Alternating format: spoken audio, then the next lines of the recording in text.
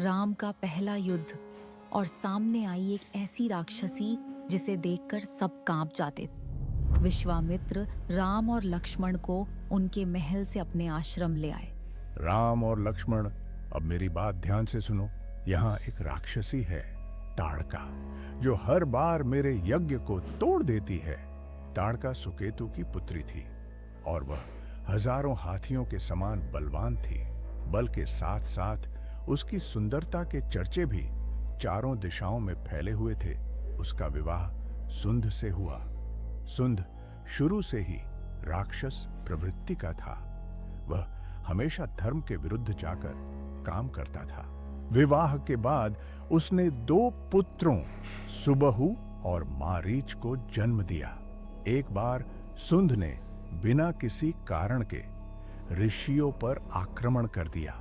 आक्रमण से परेशान होकर अगस्त्य मुनि ने उसे अपने श्राप से जला दिया। उन्होंने ताड़का को भी श्राप दिया। ताड़का अपनी सुंदरता खोकर मनुष्य खाने वाली राक्षसी बन गई। तब से यह अपने पुत्रों के साथ वन में आतंक मचा रही है। लेकिन ऋषिवर, स्त्री को मारना ये तो धर्म के विरुद्ध है। मैं किसी स्त्री के खिलाफ शस्त्र कैसे उठा सकता हूँ? ये तो मर्यादा का अपमान होगा।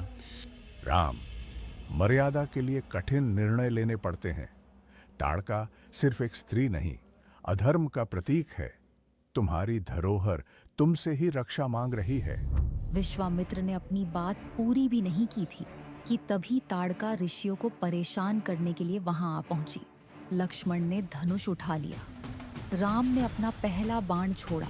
तीर सीधा ताड़का के हृदय में लगा और क्योंकि तीर राम का था, इसलिए उसे मोक्ष की प्राप्ति हुई। राम, तुमने सिर्फ हमारी रक्षा ही नहीं की, बल्कि एक आत्मा को मोक्ष भी दिया। मैं तुम्हें धन्यवाद के रूप में कुछ देना चाहता